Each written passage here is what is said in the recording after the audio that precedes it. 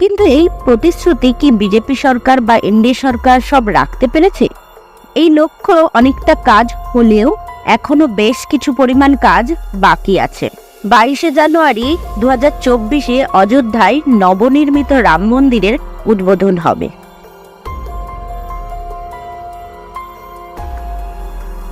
সালটা 2014। 10 বছরের কংগ্রেস বা ইউপিএ সরকারকে সরিয়ে ক্ষমতায় এসেছিল বিজেপি বা এনডিএ সরকার। তারাও যথারীতি সবার মতোই দেশের উন্নতির প্রতিশ্রুতি দিয়েই সরকারে আসে। এখন সালটা 2023। পরের বছর মানে 2024 সালে আবার একটা লোকসভা নির্বাচন। 2019-এর লোকসভা ভোটের আগে বিজেপি সরকার মোট 75টা প্রতিশ্রুতি দিয়ে তাদের ম্যানিফেস্টো প্রকাশ করে। কিন্তু এই প্রতিশ্রুতি কি বিজেপি সরকার বা এনডিএ সরকার সব রাখতে পেরেছে? আজকের ভিডিওতে আমরা সেটাই জানার চেষ্টা করব। আসুন শুরু করা যাক আজকের ভিডিও। যারা আজকে আমাকে প্রথমবারের জন্য দেখছেন তাদের জন্য বলে রাখি, আমি মৌমিতা, আপনারা দেখছেন unboxing fact. Welcome to our channel. যারা এখনো আমাদের চ্যানেলকে সাবস্ক্রাইব করেনি তারা অবশ্যই সাবস্ক্রাইব করে দেবেন আর পাশে থাকা বেল আইকনটি অলে প্রেস করে রাখবেন।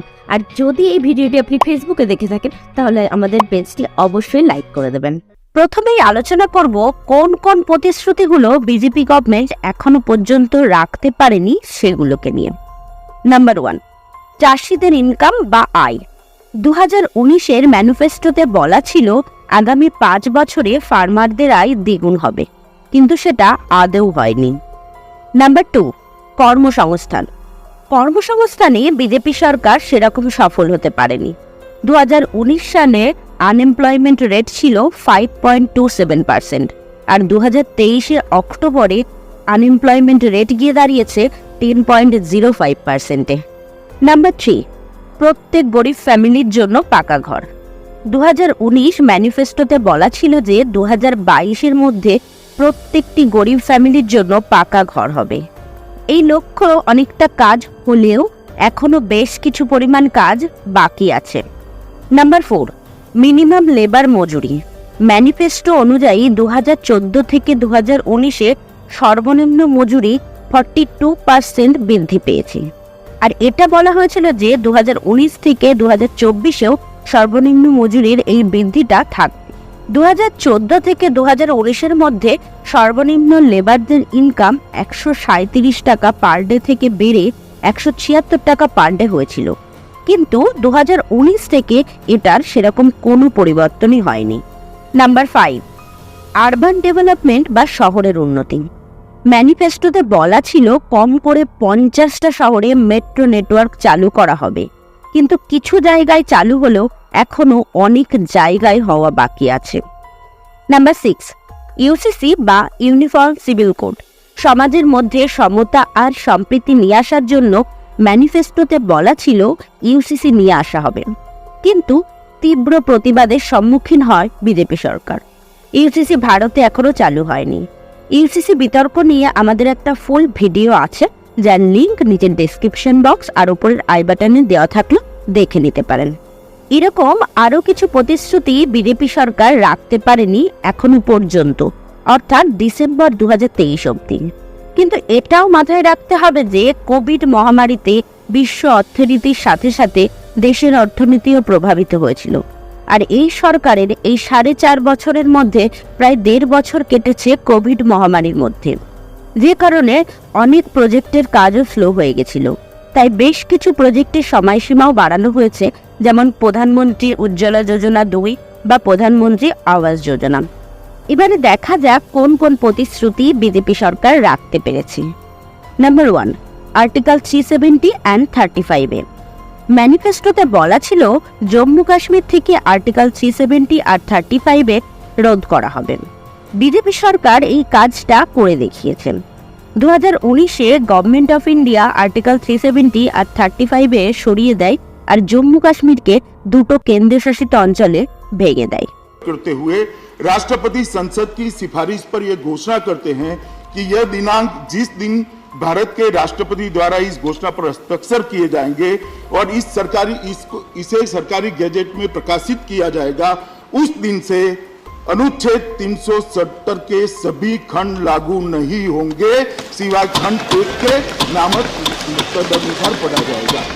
नंबर 2, রাম মন্দির নির্মাণ। ম্যানিফেস্টোতে বলা ছিল অযোধ্যায় রাম মন্দির নির্মাণের কথা। 22শে জানুয়ারি 2024-এ অযোধ্যায় নবনির্মিত রাম মন্দিরের উদ্বোধন হবে। নাম্বার 3, ভারতের প্রতিটা ঘরে বিদ্যুৎ সংযোগ পৌঁছে দেওয়া। 2019-এর ম্যানিফেস্টোতে বিজেপি ঘোষণা করেছিল যে আগামী 5 বছরে দেশের প্রত্যেক গ্রামে ইলেকট্রিসিটি পৌঁছে দেবে। 2022-এর জুলাই মাসে গভর্নমেন্ট থেকে অ্যানাউন্স করা হয় যে দেশের 100% ভিলেজে ইলেকট্রিসিটি পৌঁছে গেছে। কিন্তু এটা নিয়ে একটু বিতর্কও আছে। বিতর্কটা হচ্ছে প্রত্যেক গ্রামে ইলেকট্রিসিটি পৌঁছানো মানে যে প্রত্যেকটা ঘরে ইলেকট্রিসিটি পৌঁছানো তা তো নয়। গ্রামের কিছু ঘর বা কমন প্লেস যেমন রাস্তা বা স্কুলে ইলেকট্রিসিটি দিলেই ঘোষণা করা হয়েছে যে সেই গ্রামে ইলেকট্রিসিটি পৌঁছে গেছে। কিন্তু গ্রামের মধ্যে বেশ কিছু ঘরে ইলেকট্রিসিটি এখনও নেই। Number 4, women reservation in parliament. Women এম্পাওয়ারমেন্টের জন্য 2019-এর ম্যানিফেস্টোতে বলা ছিল যে পার্লামেন্ট বা লেজিসলেটিভ অ্যাসেম্বলির 1/3 সিট মহিলাদের জন্য সংরক্ষিত থাকবে। 2023-এর ডিসেম্বরে সেই আইন পাশ হয়, যদিও এই আইন লাগু হবে জনগণনার পরেই। নাম্বার 5, 3 তালাক বিল। 2019-এর ম্যানিফেস্টোতে বিজেপি প্রতিশ্রুতি দিয়েছিল যে মুসলিম মহিলাদের জাস্টিসের জন্য আইন নিয়ে আসবে। ইলেকশনে জেতার পরপরই বিজেপি সরকার 3 তালাক বিল নিয়ে আসে। মুসলিমদের রীতি অনুযায়ী 3 বার তালাক বললে যে ডিভোর্স হয়ে যেত, এই আইন অনুযায়ী সেটাকে বেআইনি বলে ঘোষণা করা হয়। Number 6, 1.5 lakh health and wellness centre. 2019-এর ম্যানিফেস্টোতে বলা ছিল যে আয়ুষ্মান ভারত প্রজেক্টের আন্ডারে সারা দেশ জুড়ে 1.5 lakh health and wellness centre খোলা হবে। সরকার থেকে 29শে ডিসেম্বর 2022-এ প্রেস কনফারেন্স করে জানানো হয় যে 1.5 lakh Ayushman health and wellness centre বানানো হয়ে গেছে।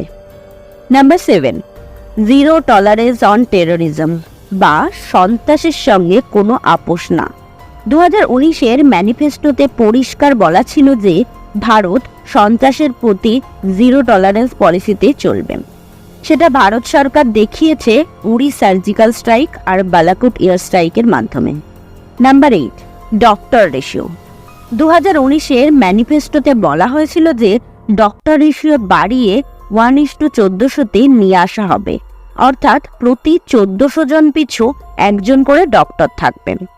20শে ডিসেম্বর 2022-এর এক রিপোর্ট অনুযায়ী বর্তমানে ভারতে ডক্টর রেশিও হচ্ছে 1:834, অর্থাৎ প্রতি 834 জন পিছু একজন ডক্টর আছে, যেটা কিনা ওয়ার্ল্ড হেলথ অর্গানাইজেশনের স্ট্যান্ডার্ডের থেকেও ভালো। খুব স্ট্যান্ডার্ড অনুযায়ী ডক্টর রেশিও হচ্ছে 1:1000। ওপরের পয়েন্টগুলোর পাশাপাশি রোড রেলওয়েতে যে যথেষ্ট ভালো কাজ হয়েছে বলেই এক্সপার্টরা মনে করছে। 2019-এর ম্যানিফেস্টোতে আর এক প্রতিশ্রুতি ছিল যে 2025-এর মধ্যে $5 ট্রিলিয়ন ইকোনমি। সেটা সম্ভব কিনা সেটা তো সময়ই বলবে। যদিও IMF অর্থাৎ ইন্টারন্যাশনাল মনিটারি ফান্ডের ফোরকাস্ট অনুযায়ী 2027-28 সাল নাগাদ ইন্ডিয়া $5 ট্রিলিয়ন ইকোনমিতে পৌঁছাবে আর ওয়ার্ল্ডের 3য় বৃহত্তম অর্থনৈতিক দেশ হিসেবে গণ্য হবে। আজকের ভিডিও তাহলে এখানেই শেষ করছি। আপনারাই কমেন্ট করে জানান বিজেপি সরকারকে 100-তে কত নাম্বার দেবেন। কেমন লাগলো আজকের ভিডিও অবশ্যই জানাবেন। যদি ভালো লেগে থাকে তাহলে লাইক আর শেয়ার করে দেবেন, সাবস্ক্রাইব করে রাখবেন আমাদের চ্যানেলটিকে। আমরা আবারও ফিরে আসবো এরকমই আরেকটি নতুন ভিডিও নিয়ে। ততক্ষণের জন্য ভালো থাকবেন, সুস্থ থাকবেন, পাশে থাকবেন।